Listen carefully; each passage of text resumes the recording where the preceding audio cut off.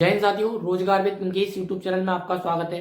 देखिए, आज हम बात करने वाले हैं एसएससी सीपीओ रिक्रूटमेंट 2024 के बारे में। ठीक है, जैसा कि सभी साथियों को पहले से नोटिस के बारे में पता चल गया होगा, क्योंकि ये वीडियो में थोड़ा बनाने में लेट हो गया किसी कारणवश, तो आपको ये जानकारी जो है पहले से ही मिल गई होगी। फिर भी आज हम इस वीडियो में सीपीओ के बारे में बात करेंगे कि कब से इसके फॉर्म भरना स्टार्ट हो चुके हैं और किस प्रकार से आप इसका फॉर्म भर सकते हो, कितनी वैकेंसी निकली है, क्या क्वालिफिकेशन है, क्या एज मांगी गई है। तो सारी चीज़ों पर हम इस वीडियो में आज बात करने वाले हैं।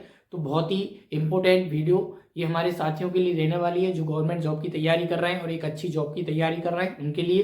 तो सभी साथी हमारे चैनल से जल्दी जुड़ जाएं और चैनल को जिन्होंने भी अभी तक सब्सक्राइब नहीं किया, चैनल को सब्सक्राइब जरूर कर लें, ताकि गवर्नमेंट जॉब से जुड़ी सभी प्रकार की जानकारी उन्हें हमारे यूट्यूब चैनल के माध्यम से मिलती रहे। तो चलिए, आज जो हमारा टॉपिक है वो है एसएससी सीपीओ। सीपीओ का मतलब होता है सेंट्रल पुलिस ऑफिसर। ठीक है, जो सेंट्रल ऑर्गेनाइजेशन है, सेंट्रल पुलिस संगठन, उनका अंदर जो आपका सब इंस्पेक्टर होता है एसआई, उसकी जो वैकेंसी निकलती है वो उसको नाम दिया जाता है एसएससी सीपीओ।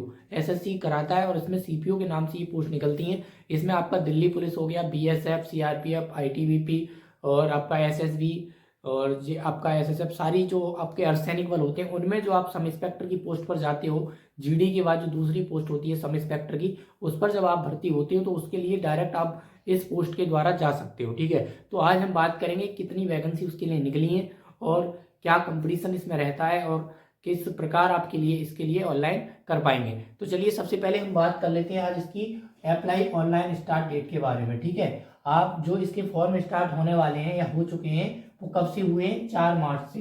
4 मार्च से आप इसके फॉर्म फिल कर सकते हो। ठीक है, एसएससी की वेबसाइट पर जाकर के पहले आपको क्या करना पड़ेगा, जो भी साथियों ने अभी एसएससी की जो नई वेबसाइट आई है अगर उस पर रजिस्ट्रेशन नहीं किया है तो पहले आप जाकर के आप उस पर अपना रजिस्ट्रेशन कर लीजिए, क्योंकि अब ये जो फॉर्म भरा जाएगा वो एसएससी की नई वेबसाइट पर ही भरा जाएगा। जो आपकी पुरानी वेबसाइट थी आप उससे फॉर्म नहीं भर सकते, आपको नई वेबसाइट पर जाकर के पहले आपका फिर से अपना रजिस्ट्रेशन करना पड़ेगा पूरा, और तब जाकर के आप इसको फॉर्म को भर पाएंगे। ठीक है, तो इसकी लास्ट आपकी स्टार्टिंग डेट की बात करें ऑनलाइन कब से कर सकते हैं आप, तो 4 मार्च से इसका ऑनलाइन स्टार्ट हो चुका है। ठीक है, और लास्ट डेट इसकी क्या रहने वाली है, तो लास्ट डेट की हम बात करें तो लास्ट डेट इसकी आपकी 28 मार्च, यानी कि 4 मार्च से लेकर के 28 मार्च तक आप इसका फॉर्म फिल कर पाएंगे। ठीक है, और उसके बाद देखिए सबसे अच्छी सुविधा आपको इसमें ये भी मिलने वाली है कि करेक्शन की डेट, इसमें करेक्शन डेट भी आपको दे रखी है 30 और 31, 2 दिन आपको करेक्शन के लिए मिलने वाले। अगर फॉर्म भरते समय आपकी कोई फॉर्म में गलती हो जाती है, मान लो आपके नाम में स्पेलिंग में गलती हो गई, डेट ऑफ बर्थ गलत भर गई, या कोई भी XYZ कोई भी डिटेल आपकी गलत हो जाती है, रजिस्ट्रेशन के अलावा जो आपका रजिस्ट्रेशन है, रजिस्ट्रेशन में कोई भी बदलाव नहीं किया जाएगा। रजिस्ट्रेशन आपका एक बार जो हो गया वो हो गया। ठीक है, रजिस्ट्रेशन के अलावा आपका जो भी कोई भी गलती होती है तो उसको सुधारने के लिए आपको 2 दिन मिल रहे हैं। कौन सा? 30 और 31 मार्च, 2 दिन आप इसका करेक्शन कर सकते हैं। और देखिए, करेक्शन के लिए इनका तगड़ा चार्ज रहता है। एक बार करेक्शन करने का आपको 200 रुपये शुल्क देना पड़ेगा, और अगर दोबारा आप करेक्शन करते हो तो 400 रुपये आपको शुल्क देना पड़ेगा। ठीक है, तो आप बचें कि करेक्शन आपको ना करना पड़े, फॉर्म को पहले से ही आप सही से देख करके ही भरें, ताकि आपकी कोई भी गलती ना हो जिससे आपको एक्स्ट्रा चार्ज देना पड़े। ठीक है, अब बात कर लेते हैं कि एग्जाम डेट की। देखिए, तो ये एसएससी के कुछ एग्जाम ऐसे होते हैं जिनकी एग्जाम डेट भी पहले ही क्लियर हो जाती है। सबसे अच्छा तो इसमें ये रहता है कि सारा पूरा शेड्यूल इसका क्लियर होता है कि कब फॉर्म आने वाले हैं और कब इसका एग्जाम होगा, कब रिजल्ट आएगा, सारी जानकारी आपको इसमें रहती है। और ये बहुत ही स्पीड से होने वाली भर्तियां हैं। एसएससी की जैसे एमटीएस हो गया, सीएचएस हो गया, उनमें फिर भी टाइम लगता है, लेकिन सीपीओ एक ऐसी भर्ती है एसएससी की जिसमें ये 6 महीने से पहले पहले क्लियर हो जाती है। अगर पिछला रिकॉर्ड हम देखें तो अब तक ऐसा ही होता आया है। ठीक है, अगर अब इसके एग्जाम डेट की बात कर लें, जो पेपर 1 होगा, सीबीटी आपका एग्जाम होता है इसमें, तो फर्स्ट पेपर जो आपका होने वाला है वो 9 से 13 मई। ठीक है, एक तो आपका 9 को, 10 को, 13 को, 3 दिन इसका एग्जाम चलेगा, 9, 10 और 13 मई, 3 दिन आपका एग्जाम होगा, सब 3 दिन में ही। ठीक है, इसके बाद इसकी एग्जाम फीस की बात करें, बहुत सारे साथी जानते होंगे कि भाई एसएससी की जो फीस होती है वो अधिकतर 100 रुपये रहती है, तो ऐसा इसमें है। अगर आप यूआर कैंडिडेट हैं, ईडब्ल्यूएस हैं या फिर ओबीसी से हैं तो आपको 100 रुपये फीस देनी पड़ेगी।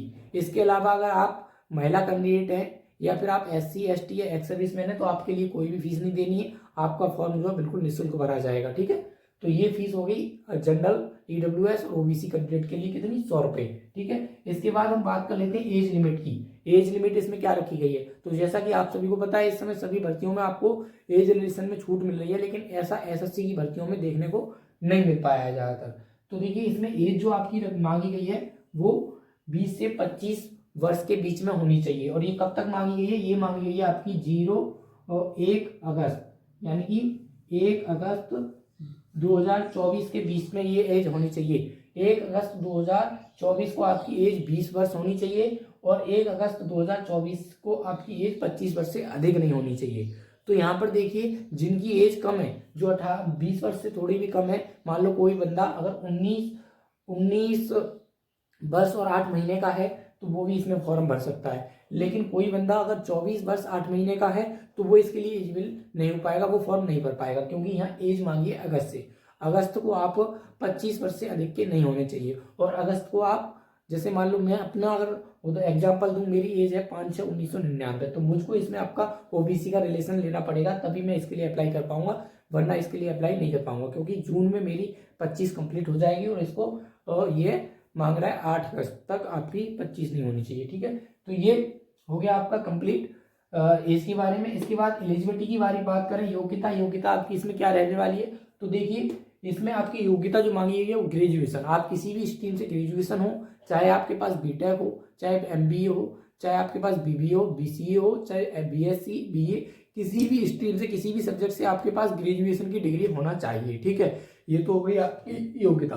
अगर आप specially UPSI Delhi police SI के लिए अप्लाई करना चाहते हैं तो वहाँ पे आपको ड्राइविंग लाइसेंस भी लेना अनिवार्य है। ठीक है, अगर आप स्पेशली चाहते हैं कि मुझे दिल्ली पुलिस के एसआई के लिए अप्लाई करना है तो वहाँ पे फिर आपके लिए ग्रेजुएशन के साथ साथ में आपके पास क्या होना चाहिए, LMB, light motor vehicle licence भी होना चाहिए। ठीक है, क्या होना चाहिए, एलएमबी वाला। ठीक है, जो आपका हल्का वाहन चलाने का जो लाइसेंस होता है वो लाइसेंस भी यहाँ पे मांगा गया है। ठीक है, अगर आप दिल्ली पुलिस एसआई के लिए अप्लाई करते हैं तब, अगर आपके पास लाइसेंस नहीं है तो आप बीएसएफ, सीआरपीएफ, इसमें कोई भी दिक्कत नहीं है, आप डायरेक्ट ग्रेजुएशन के बेस पर इसके लिए अप्लाई कर पाएंगे। ठीक है, अब इसके बाद बात कर लेते हैं कि भाई ये सब जो चल रहा है, हमने सारी जानकारी दे दी आपको, अब ये पता होना जरूरी है कि भाई इसके लिए पोस्ट क्या है। तो देखिए इस बार जो पोस्टों की संख्या आई है वो बहुत ही अधिक मात्रा में, पिछली बार की 2 गुनी पोस्ट आपको देखने को मिल जाएंगी। पिछली बार जो पोस्टें थी आपकी वो 2000 प्लस थी, लेकिन इस बार आपको पोस्टों की हम बात करें तो पूरी पोस्ट आपको दिखाई दे रही होंगी।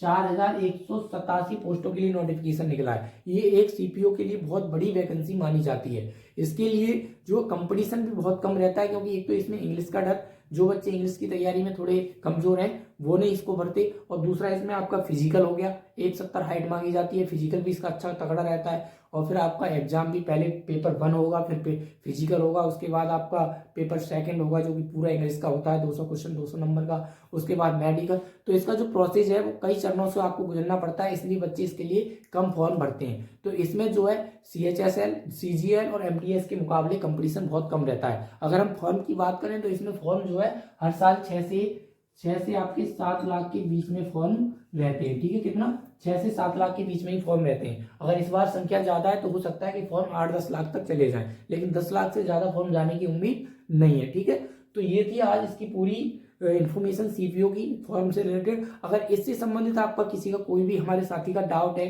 कि क्या इसका प्रोसीजर, कैसे इसके लिए मान लो किन किन चरणों से गुजरना पड़ता है, फर्स्ट पेपर क्या, फिजिकल में क्या क्या होता है, तो फिजिकल के लिए मैं एक अलग से वीडियो आपको बना दूंगा। तो सभी साथी, वीडियो अगर अच्छी लगी हो तो सभी साथियों तक शेयर करें और चैनल को सब्सक्राइब करें, और कमेंट बॉक्स में कमेंट करके हमें बताएं कोई भी अगर डाउट या कोई भी चीज़ की कमी हो तो वो भी हम आपको कमेंट के माध्यम से बताएंगे। ठीक है, चलिए मिलते हैं एक नई वीडियो में, तब तक के लिए जय हिंद।